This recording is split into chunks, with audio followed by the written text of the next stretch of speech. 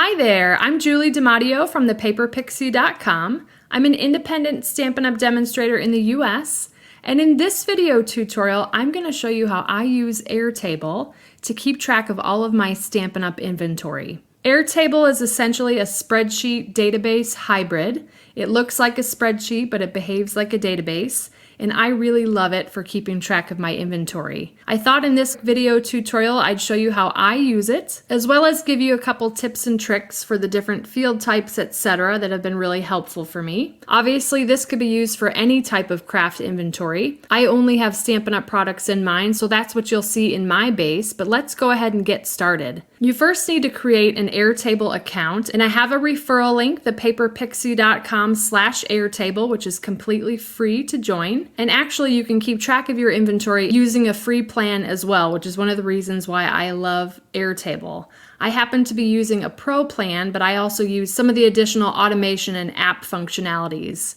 So when you start your new Airtable account, you're going to have a workspace.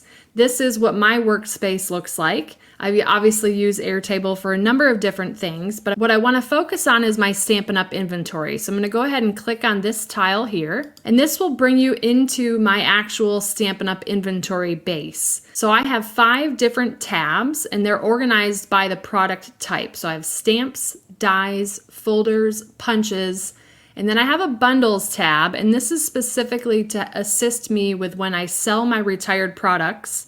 If they were bundled, I try to sell them as a bundle as well. So that's what this tab is for. So let's start with the Stamps tab. And I'm just going to walk through the field names really quickly. I think you'll get the hang of it fairly quickly as well. And then I'll do a couple examples of entering new data into my base and show you a couple of different ways to add images, etc. So this is the basic layout of my inventory base. Again, it looks like a spreadsheet. And I've got a number of different fields that I've defined. You can obviously tweak or change your fields to whatever your uses are, but I start with the name of the product. So these are all the names of the stamp sets that I own.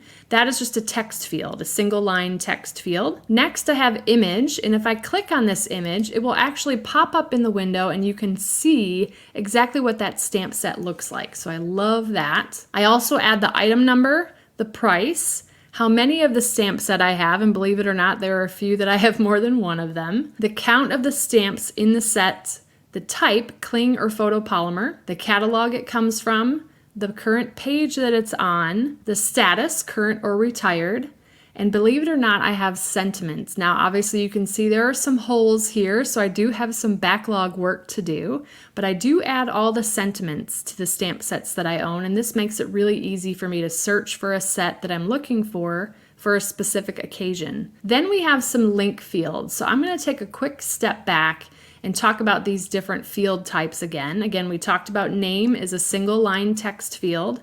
Image is obviously an image field or an attachment field. Item number is a number field, so you can only put numbers in this field. Price is currency, and you can define how many decimals you want to include in the currency. Quantity and count, those are number fields. Type, this is a single select, so that means, and I'm going to right click on this and click Customize Field Type.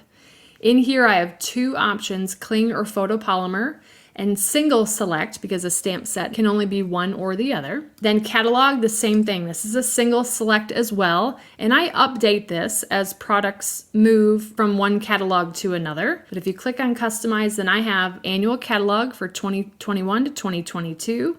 The mini catalog, that's the July to December 2021. Celebration, August to September 2021. And I have OOP, which is for those out of publication sets. And you can add an option here by just clicking add and type something in. You can also change the color of that as well. And then if you want to remove it, you just click the X next to it and click save. Page number, again, that's a number field. Status, that is also a single select. Right now I just have current or retired. Couple of other examples, you might want to add retiring as the retiring list comes out, or permastash. That was one I've used before of products that I'm never going to let go of. So those are a couple of examples there. Then sentiments, this is a multiple select. So what this means is you can select multiple items, and this might take a moment to open up because I've got all of my sentiments here. Again, I just type them in. They're not case sensitive, and I just use that to add all of my sentiments. Now, punches, dies, folders, and bundles. These are all links to another record. And what that means is this is linked. So for example, the banner year stamp set coordinates with the banner's pick-a-punch. And if I click on this, I'm going to click twice. It's going to show me the punch that it coordinates with. And this is actually linked to the punches table. I don't know if you can see that white line here, but that's just pointing that the banner year stamp set coordinates with the banner's pick-a-punch in the punches table. And same thing, we've got a bundle here. If I click on banner year, this takes me to the banner year bundle. It has that image, item number, price, etc., and it's linking to the bundles table. So really, really cool. This is what takes us from a spreadsheet to a database with that functionality. So this is the stamps table. I've recently added the welcoming window bundle to my stash. So I'm going to go ahead, I'm just going to highlight on any of these fields. And there's a couple of different ways. You can either click Shift and enter or Shift and return, depending what's on your keyboard, or you can scroll all the way down to the bottom. And there's this little plus sign in the bottom. That's another way to add. Or you can always right click and click Insert Record. So let me go back to the top and just show you what that Shift Enter looks like. I'm highlighted in a field, I hit Shift Enter, and a new row is added. You do want to be careful here. I've overwritten data by accident by forgetting to click the Shift Enter, so keep that in mind. So I'm going to add the welcoming window stamp set here. Now, I have already downloaded an image, but I want to show you a couple of different options. So if I click Add Attachment, I can select files to upload if I happen to have the files on my computer. I can go to a specific link, a web search, I can take a photo, etc. Google Drive, Dropbox, and so on and so forth. I did have a couple questions about, well, what happens if you're adding items to your inventory where the product is retired and I'm having a hard time finding the image? Well, there's a couple of different things. I would recommend either you can take a photo of your actual stamp set or product, or you can do a web search. So let me show you an example here. If I click web search, I'm going to click in here, Stampin' Up, welcoming window, stamp set. And that's basically just doing a Google search. I'll click search. And then you'll see here, usually in the first few photos, you can see the Stampin' Up stock image, and you can just pick any one that you want. I'm going to go ahead and click this one, view or edit selected, and then upload. Now it'll take a minute for that to upload, but you should be able to click on that image, and there is the stamp set that coordinates with it. Next, I'm going to add the item number.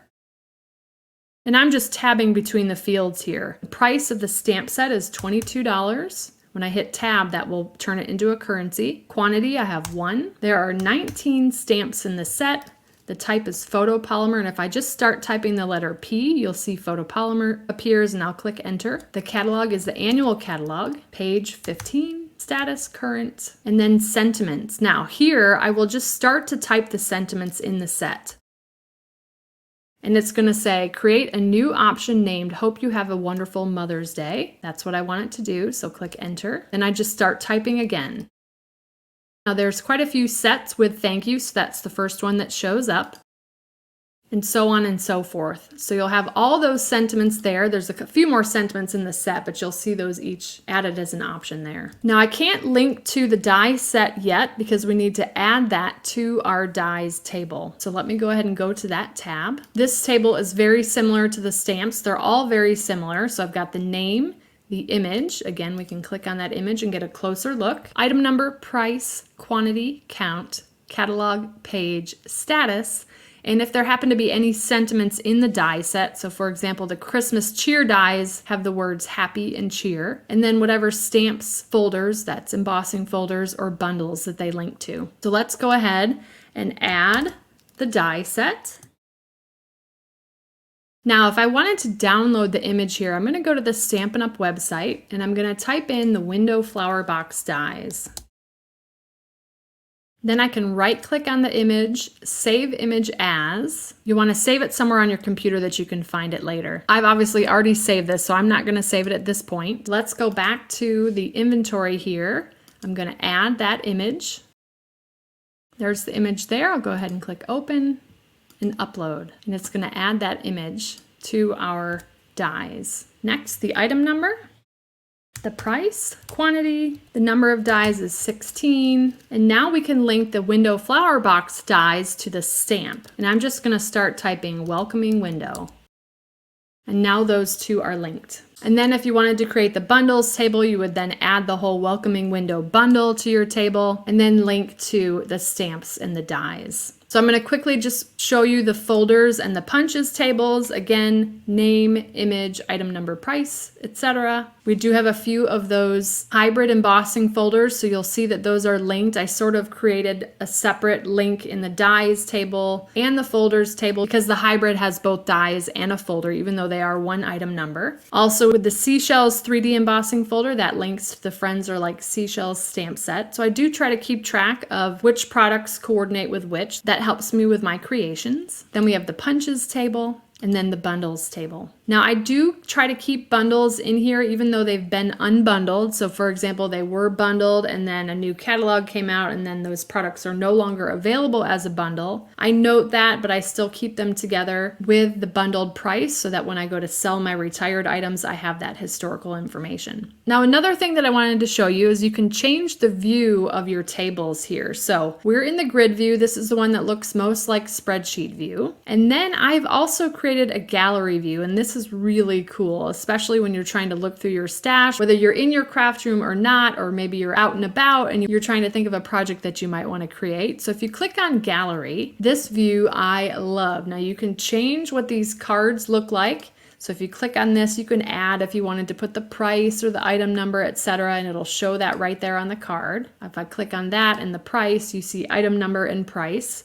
I like to keep these pretty clean because I just want to pay attention to the images. And you can filter these as well. So right now, these are filtered by current and the annual catalog. Now I can take these filters off and it will show me everything. But this is a really great way to get a quick glance of all the stamp sets you have in your inventory. And the same thing applies to all of your other tables as well. But I've actually created a sample base for you that you'll be able to copy, and I've added the gallery view to that as well. So you already have that set up. So again, here's the gallery view of all the dies, and I just love looking at it this way as well. To toggle back, you just highlight over this and click on grid view, and it'll bring you right back to the table. Now, if you wanted to add an additional column here, for example, because you have other products besides Stampin' Up! Products, you would just click the plus sign over here on the far right for add field.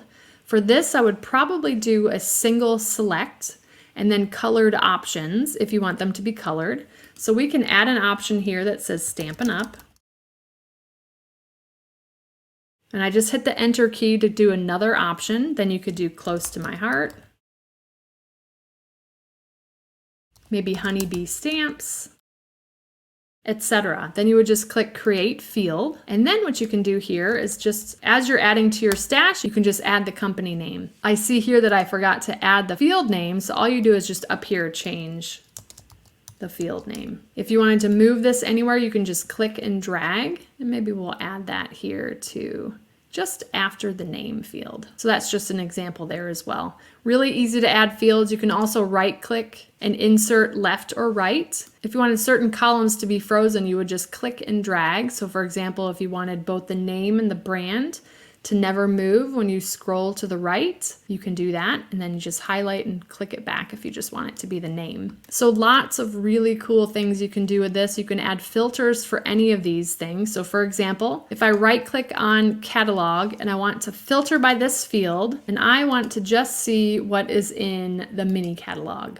So I will just click that as the option, and these are all the stamp sets that I own from the mini catalog. To unfilter, you just click on filter again and then click the X for remove condition. I'm going to go ahead and delete this field because I don't use that one. So those are the basics of how I use Airtable to keep track of my Stampin' Up! Inventory. It is super helpful to know what I have, to look at pictures, to look for sentiments. It makes it really easy when I get ready to sell my retired items as well. That's the added benefit of this. I showed you all the different fields that we can create. There's a number of different field types that I didn't touch on, but there are plenty of Airtable tutorials out there to help you. And there's a number of different ways that you can locate images for your products as well. Whether you take a picture yourself or you search on the internet, you'll be able to add images for all of your products, no problem. Now, as an added bonus for this tutorial, not only will I include a link to sign up for Airtable, but I'm also going to include a link in the description to a base that you'll be able to copy to get started. Let me flip to this tab here.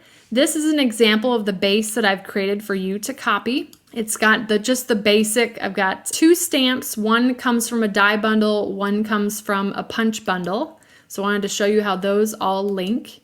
I also added an embossing folder. We've got the punch as well, and then the bundles to show you how those link together. You do want to make sure that you've already created an Airtable account and that you're logged into your account. When you click the link in the description, it will take you to this, and you can click up here in the upper right to copy base. Now what it's going to ask you next is which workspace would you like to add this new base to. You'll choose your workspace and click Add Base. Now once that's added, you can click on that and then just go ahead and start adding your own inventory to the table using this base as a starting point.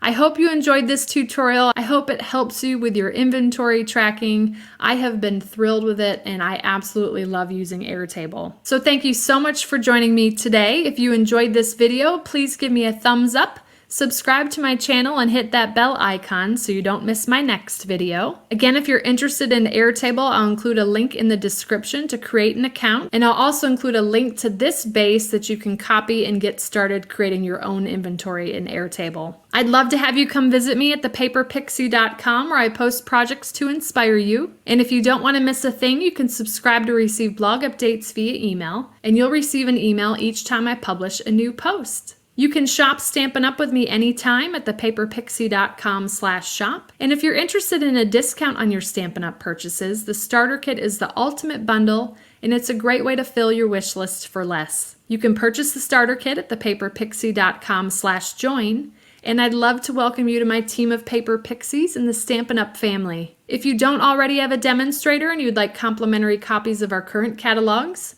you can submit a catalog request at thepaperpixie.com/happymail. Thank you so much for joining me today. I hope you have a wonderful and blessed day. Take care.